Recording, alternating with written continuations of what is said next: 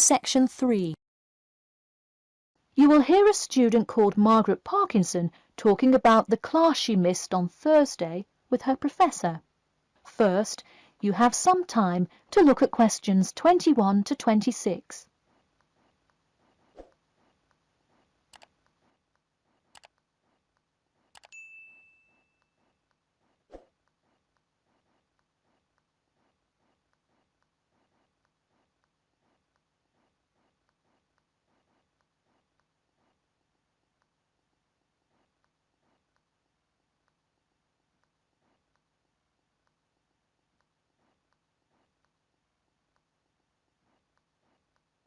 Now, listen carefully and answer questions 21 to 26.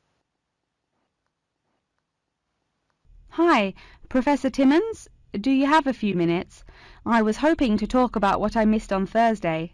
Hello, come in. Sure, sit down. Could you tell me your name, please?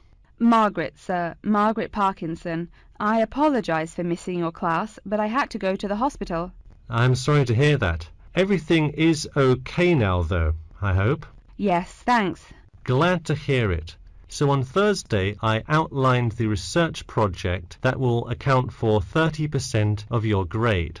All students will be divided into groups and will give a well-researched presentation to the class covering a specific topic relevant to student life. Oh, that sounds interesting. Can we choose just any topic that pertains to life as a student, like how to start your own student organisation? Well, though I'm sure that would be an informative presentation, I've already chosen a list of topics which I will assign. As an example, I assigned one group the topic of student loans. They're to research not just the prevalence of students who have loans to pay for their tuition, but information as to how best to manage these loans and possible scholarships that could alleviate some of the financial burden. That one sounds particularly interesting to me. Could I request that topic? I could easily find out a lot about it by stopping by the finance office on my way to class. Unfortunately, that one's already taken by another group. I have, however, assigned you to a group and given you all one of two choices. Oh, I see. What are the choices? The first is discussing smoking, trends in the number of student smokers compared with the general population, popular reasons students take up smoking, and more healthy alternatives to smoking. That one could be interesting. I'm not a smoker myself, but we'll see what my group thinks. If we did choose this topic, we would rather not put our fellow students on the spot to interview them. Where else could we gather information? How about where the cigarettes are sold? Oh, that's a great idea. I could interview the manager of a supermarket and find out the average age of people buying cigarettes, or how much they buy, that sort of thing. Precisely. Okay, I'll keep that in mind. And what was the other topic? The other topic is the practice of natural medicine. It sounds far more specific than the others, but it is more of an exercise of outlining a career path. If your group chooses this, you would cover the specifics of becoming a doctor of natural medicine, how to become licensed to practice natural medicine, what the career outlook is, etc. You could find much of the information you need on this in the careers office. Wow, that would be really helpful, not just in learning about natural medicine, but in how to approach researching any career path. That's the idea. I want groups to really think outside the box to find information on their topics. They should interview multiple sources. Okay, now I think I have the general idea. Before you hear the rest of the talk, you have some time to look at questions 27 to 30.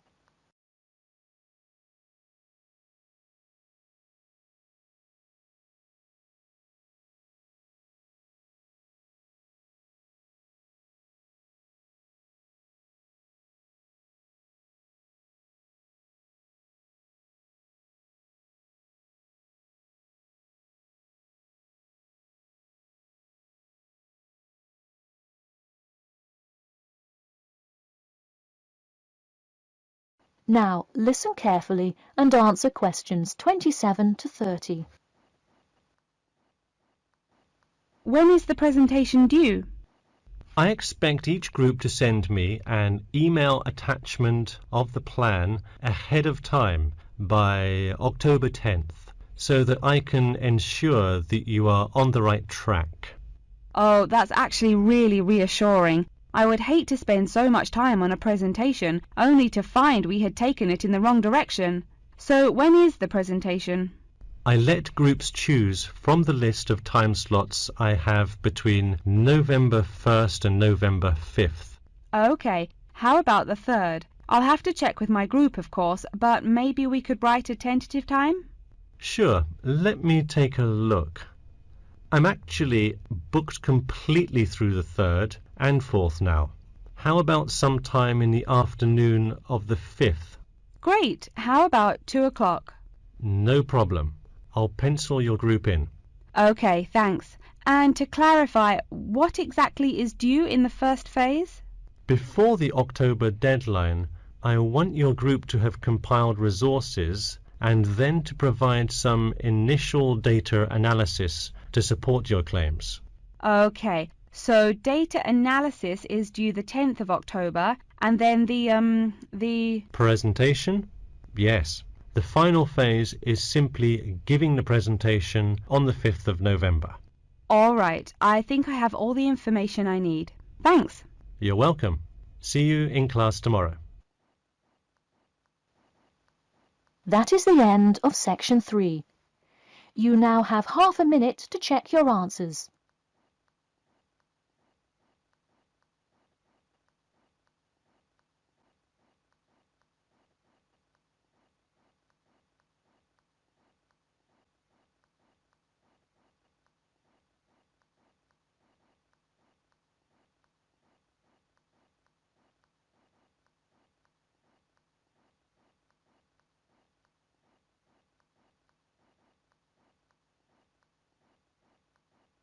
Now turn to section 4. Section 4. You will hear an introduction about an eco-friendly building called the Gherkin. First, you have some time to look at questions 31 to 40.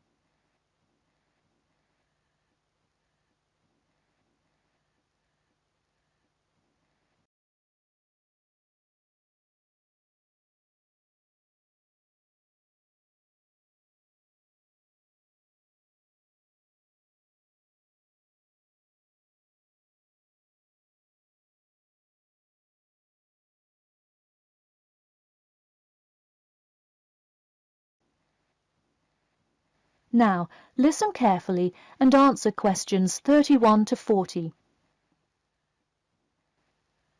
Today, I'd like to tell you about how UK architects are playing their part to address the issue of global warming.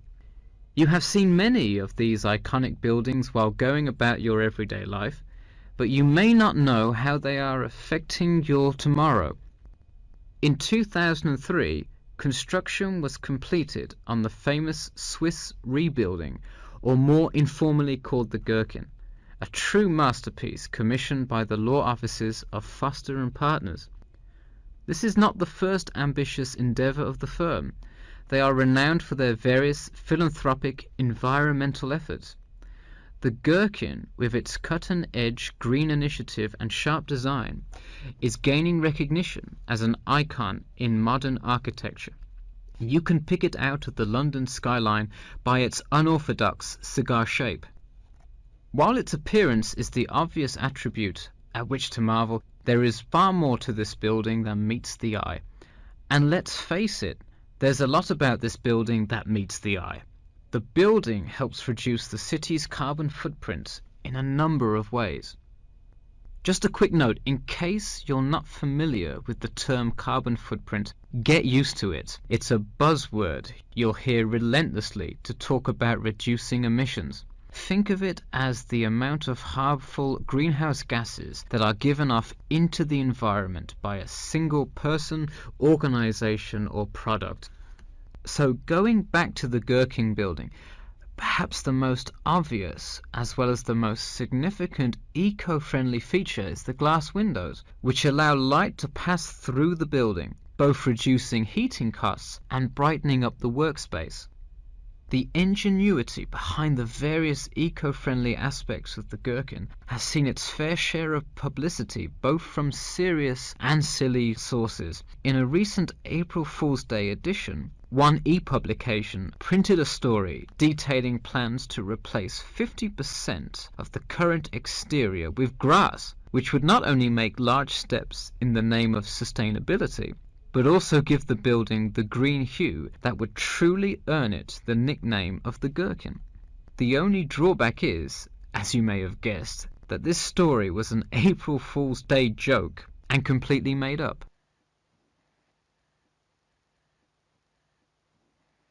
In all seriousness though, the building is setting a new standard of design that other architects and city planners just cannot ignore. The building's bold and cost-efficient design has won a number of architecture awards, including the Sterling Prize, the London Region Award, and the Empress Skyscraper Award, among others. The design comfortably accommodates a large number of offices, while keeping maintenance and operation costs down, striking a superb balance between nature and the workplace. Nature is well and good, as long as the weather is nice outside. Given London's notoriously bad weather, the architects knew they must devise a quality temperature regulation system, and that they did. A special system designed to reduce the building's reliance on air conditioning was devised that cuts consumption in half compared to standard office buildings. There are atria that link each floor vertically to one another, forming spiraling spaces up the entire building. They serve not just as social common spaces, but also act as the building's lungs, distributing clean air from the opening panels in the facade through the entire building. The building isn't all business though. It has its fair share of fun as well. At the very top, a club room offers a picturesque entertainment spot for company functions, private parties, etc., with a breathtaking panoramic view of the city. The creation of such an innovative structure has many wondering what the future of urban planning and architecture may be. Well, if the other projects currently commissioned by Foster & Partners are any indication, the entire city constructed with similarly eco-friendly buildings is not far in the distance. The Masdar City development aims to create a desert city that produces zero waste and removes as much carbon dioxide from the atmosphere as it puts in, a huge feat in protecting our Earth. The Gherkin is a truly impressive feat, yet it is not the only one worth noting. Now to move on to another green initiative, I'll tell you about the Eden Foundation building found in Cornwall. That is the end of section 4. You now have half a minute to check your answers.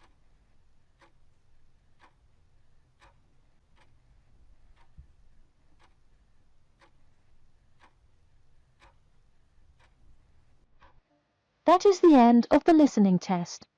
In the IELTS test, you will now have 10 minutes to transfer your answers to an answer sheet.